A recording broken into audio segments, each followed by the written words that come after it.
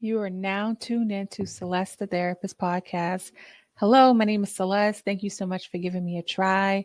If you are new here, I want to say thank you so much for checking me out. What we do here is I talk about areas of our lives that we get stuck in. I talk about why we get stuck, and I help you shift the way you think about it by giving you practical tools. I'm all about using what you have, starting where you can. And I think a lot of times people tend to give up because they don't understand why they're feeling this things that they're feeling or why things are happening. And I find that the more educated we are about a topic, the better it is for us to create change in our life. If you are a longtime listener, thank you so much for sticking it out with me. I appreciate you. If you enjoy these episodes that I do me a favor, share it with somebody that you love. If you want a topic discussed, all you got to do is email me info@celestethetherapist.com.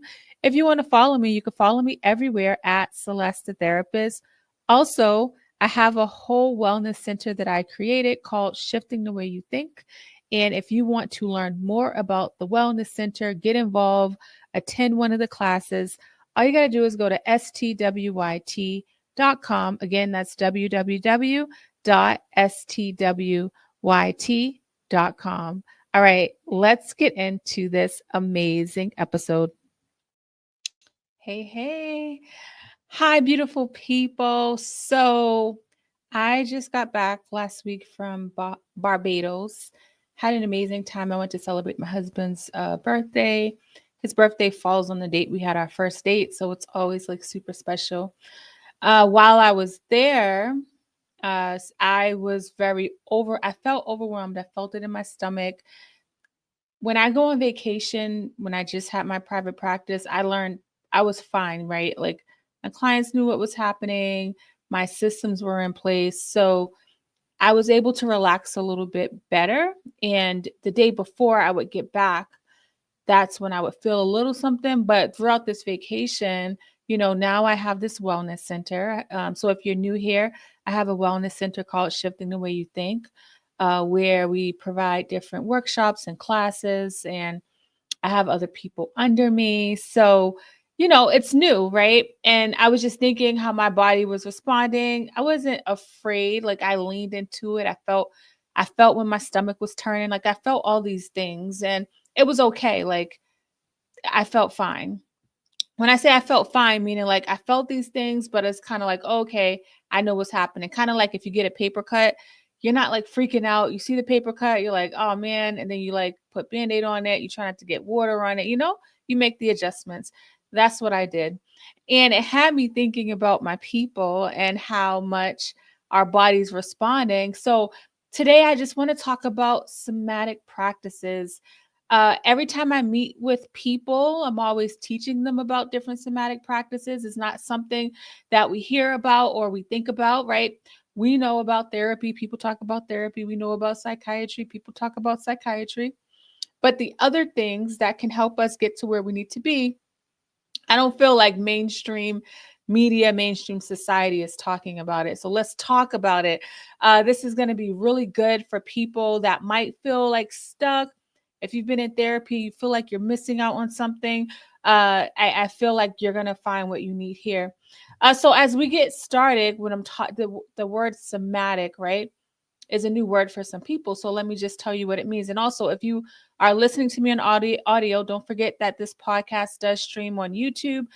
So if you want to check out the visuals, head on over to Celeste Therapist on YouTube, and you can find these episodes. I am a very visual learner, so that's why it's important to me to provide that for people.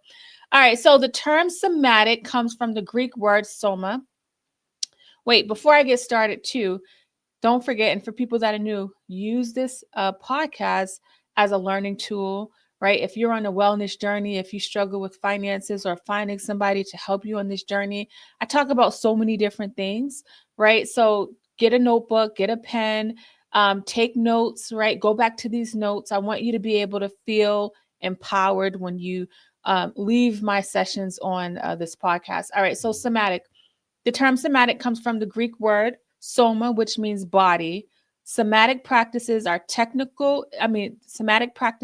techniques that focuses on the body as a way to enhance awareness, release tension, and promote healing.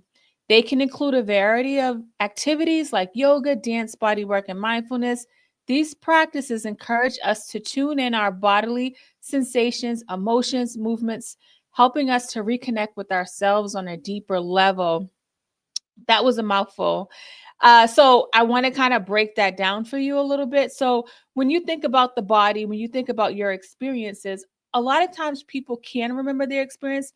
There's a lot of times people cannot remember their experiences, but guess who's remembering the experiences? The body.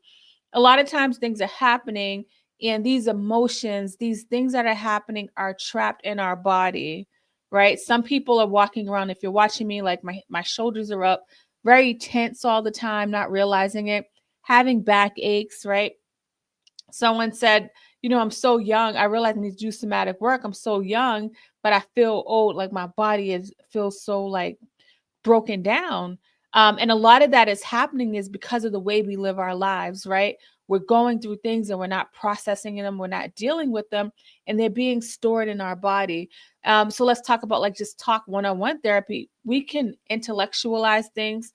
I can teach you about what's happening, how it's happening, help you understand things better. You can come to a great understanding and still feel like something is going on in your body. I talk about this a lot. A lot of times we don't realize it, but the things we go through can get trapped in different parts of our body. For me, it's my back, my stomach, right? In my Healing the Inner Child class, this is something that we talk about during the first session. It's a 3-week course that I do in person at the center.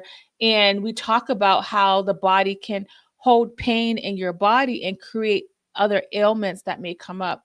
So that's essentially what somatic practice is used for, right? It's to use to help release things, to release the tension that's happening in your body, to become more mindful and aware of what you are feeling. Remember, as children, and I know this happens a lot in Black households, we were to be seen and not heard. And if you didn't experience that, like that's really great. Like if you had a caregiver, a parent that said, look, how are you feeling? Like, how's your body feel? Right. And this isn't about blaming anybody, but a lot of times our caregivers were in survival themselves. They didn't have the capacity to even know what they were feeling or what they had going on. They were probably operating from a depressed or anxious state a lot of times, right? So we were never taught how to check in with what's going on in our body. If we weren't bleeding, sometimes, a lot of times, it's like any kind of pains, if there's nothing happening, you learn to ignore, you learn to adjust, right? There's people that's hunched over, typing all the time, don't even realize all of the things that are going on in their body because of their positioning and their posture, right? So somatic practices can allow you to get more in tune with what's going on in your body. Now, let's talk about the benefits of somatic work. So, benefits of somatic work, emotional release. So, many people find that somatic practices can help them process and release emotions that are stored in their body, leading to a greater sense of emotional well being. This emotion chart here that I'm pulling up by Beam, as you can see, all of these emotions, these are things that we go through. And unfortunately, a lot of times they are trapped in our body and we're riddled with so much struggles that are going on because we don't know how to release them.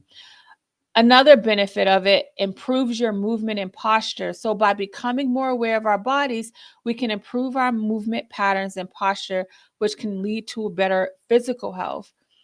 So for me, like I'm very in tune with when I'm hunched over and when I'm not sitting up straight, right? As we get older, unfortunately, what happens is that when we keep leaning over and when we're not really adjusting our posture, staying uncomfortable, is we start to experience some things that don't reverse, right? So really being mindful of that. Let's talk about some more benefits. So stress reduction. Engaging in somatic practices can lower your stress levels by focusing on the body. We release pent up tension. Breath work. Breath work is a practice, right? When people are overwhelmed and stressed, unfortunately, we don't know what we can do about it. Something as simple as putting my hands over my heart and I'm taking a deep breath. that little bit, that one breath can help me reset a little bit, right? Working on creating somatic practices in your life can allow you to breathe better, can do a lot of things to think better, right? Because you don't have all the stuff that's pent up in you. Also, if you're working on doing somatic work, it can enhance body awareness. So it can allow you to recognize when discomfort happens, when things are going on. I always tell you, if you listen to this podcast, sometimes you could be struggling and you may not intellectually know it. Like it's not in your conscious mindset, but your body's responding, right? When the pandemic hit, I was already working from home.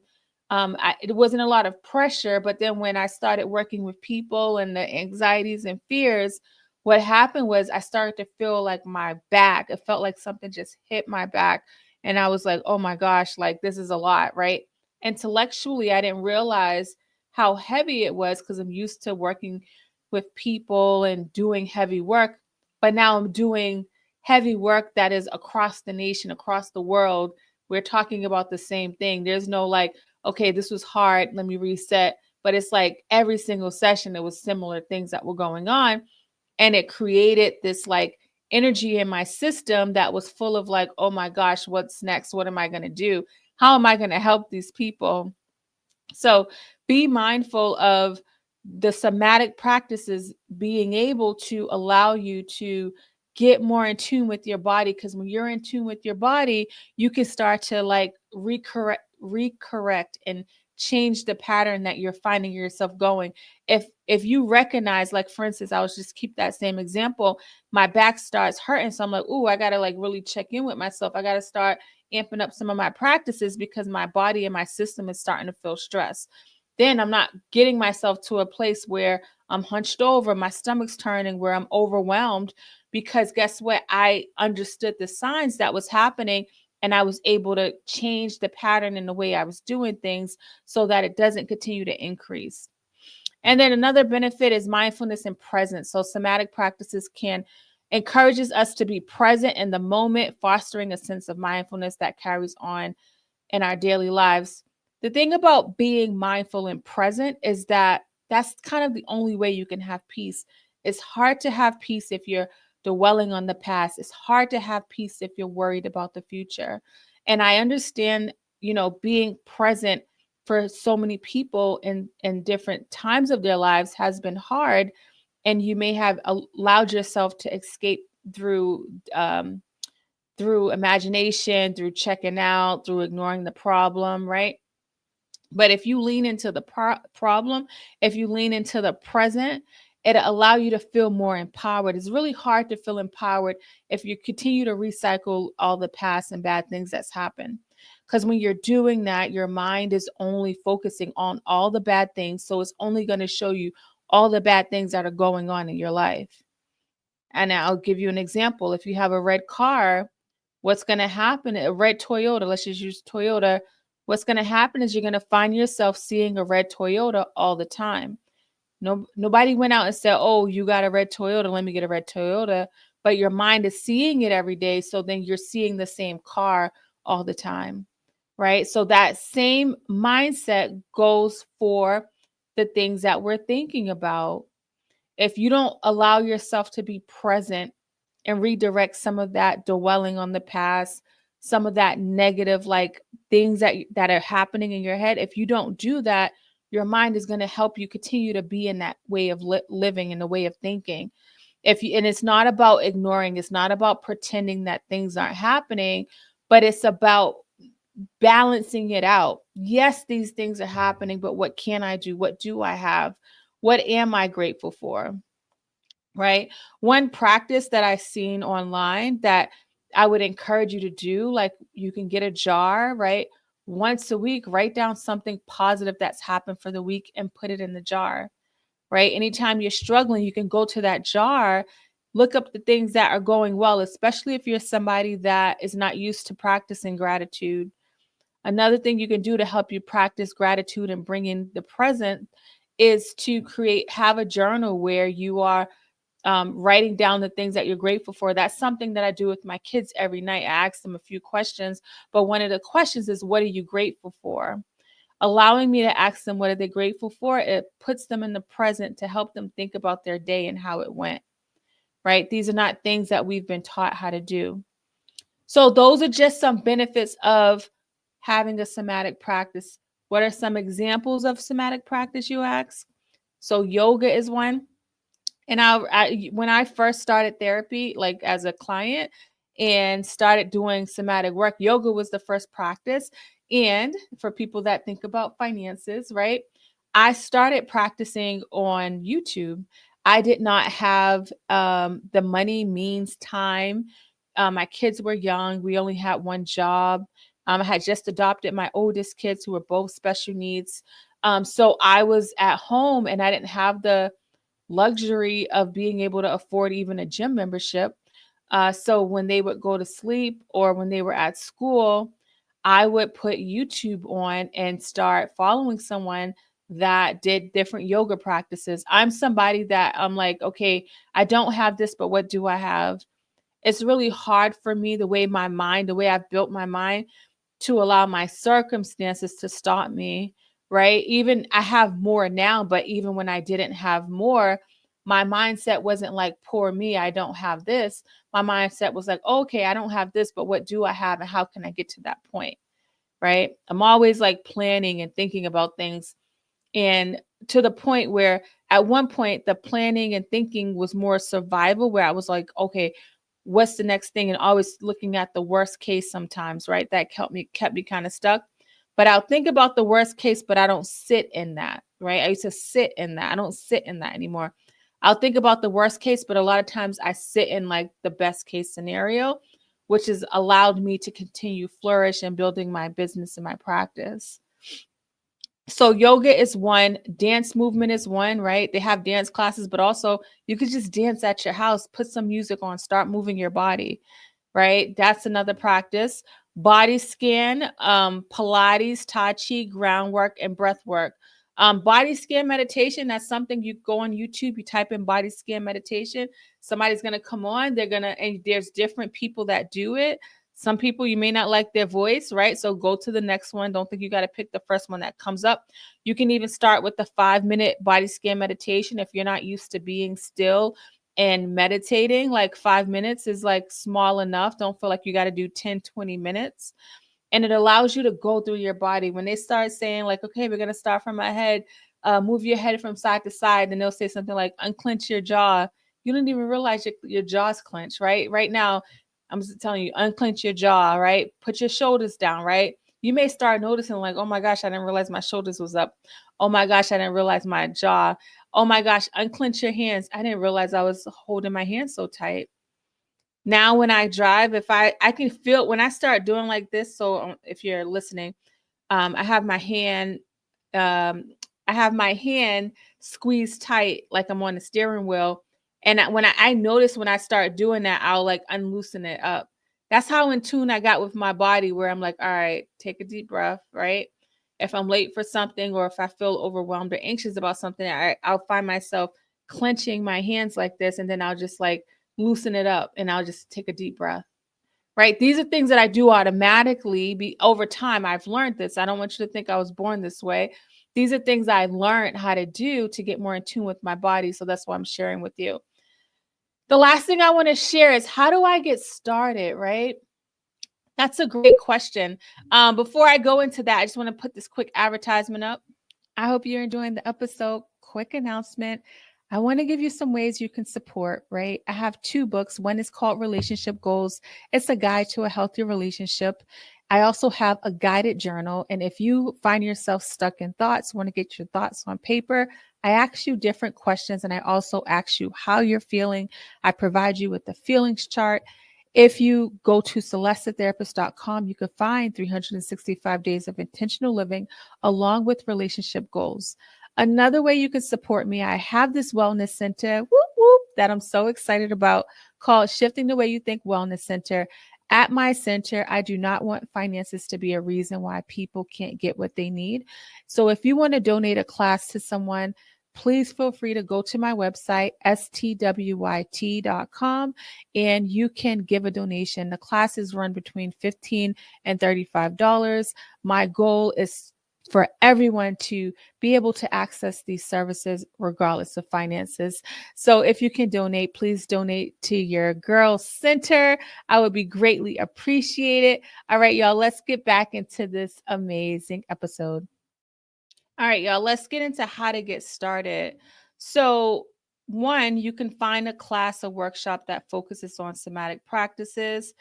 I have this wellness center, and a big part of why I created it is because I wanted to create wellness practices for people to learn about. We have a monthly series right now. I'm building programming as we go, but the next one is happening called Rest and Recharge. So this is an offering that guides you through breath work, chair yoga, and a guided meditation. We also have another one called Mindful Yin. So, Mindful Yin offers yoga postures that are held in stillness for short periods of time, focusing on the connective tissues, various breath and techniques, and concepts of mindfulness are woven into the class as poses are held, right? So those are two classes right now that are being offered at the center. That's an example of finding a class that can focus on somatic practices, right? If you're not doing the YouTube thing, find out if your local community center. A lot of times these local centers have kind of discounted rates that are available if finances are an issue. So that's one thing that you can do is finding a class or a workshop. Another thing you can do, right? You want to work on. You're saying like, dang, Celeste, like I think I need to start working on some somatic work. I'm not quite ready to go into a class yet, right? YouTube is one way, but practicing mindfulness. So if you can work on incorporating mindfulness into your daily routine by taking just a few moments to check in with your body and notice how you feel, right? So maybe before you hit the shower, before you go to bed, right? On your lunch break, try to create a practice with something that you're already doing so you don't feel like you don't have enough time, right? And it's literally just having a seat, right? Taking a deep breath and then just like paying attention to your body, right? Like for some people, being still is so scary and so hard. And if you be like, what's wrong with me? Why is that hard for me, Celeste? Because at some point in your life, being still was probably challenging. And so you escaped. So I need you to have grace with yourself if you're finding yourself struggling with this idea of stillness. The third thing, create a safe space, right? So set up a comfortable space at home where you can practice somatic exercise, whether it's through movement, meditation, or breath work. The next thing is listening to your body. So pay attention to what your body's telling you. If you feel uncomfortable, adjust your practice accordingly, right? And if you go to a somatic class like breath work, meditation, yoga, you'll see these people that teach these classes, they're very, very affirming. They're like, there's no wrong way to do it. If that doesn't feel comfortable, lay this way. Like it's a very chill vibe, right? Where there doesn't feel like there's a lot of pressure. The last thing I'll say is to be patient with yourself on this journey. Remember that somatic practices are a journey. Be patient with yourself as you explore what works best for you. So I gave you some examples on some somatic practices, but there's so many different ones. Ones you may be like, oh yeah, I'm not doing that. And ones you might find yourself realizing, oh, that works good. So don't feel bad if something doesn't work for you. But I will say, give it some time to kick in, right? Give it some time and don't feel like you have to run to a center to get this work done if you're not ready for that. Start at home, like something that you're interested in. I was interested in Pilates. I still haven't gone to a shop, but I've learned so much by following somebody on YouTube who does it. Breath work, right? You don't have to run to a meditation class if you're not ready for that, but I would encourage you to try, even if it's in the comfort of your own home. Pay attention to how you're feeling, right? So the goal in this work, the somatic work, is to help you become more aware of what's happening with your body so you can give yourself the tools you need to like relax and settle down. I don't want you to put pressure on yourself. So I really hope this was helpful. I hope this makes sense. If anything I ever say resonates for you, understand you have the power to create change, right? But you have to like really work on believing in yourself. I wanted to tell you about one more class. One of the things I realized is that as adults, it's hard to make connections and do things outside of going to the club, right? Or going somewhere where there's like just like music, like no real like chill vibes. So I created a series called Connections, right? And the first series in Connections is a program called Craft and Chill. And what Craft and Chill is about is just we're going to get some coasters, some wine glasses, and we're going to create art, right? With some music and food behind the scenes. So it's not like I'm going to be teaching a class. It's not like you have to like present or anything like that. It's literally just getting out of your house, coming to the center where the vibe is just so relaxing and chill. And I'm not an artist by no means, right? I can't give you any tips, but I can be there to help you just relax and enjoy the vibe. So if any of these classes or things that I'm doing you're interested in, all you got to do is go to the website to sign up, stwyt.com /events. And if there's ever a topic you want discussed on the podcast, let me know. You can go to the website, email me, and I will gladly bring it on here. So thank you all so much for rocking out with me, and I will talk to you later.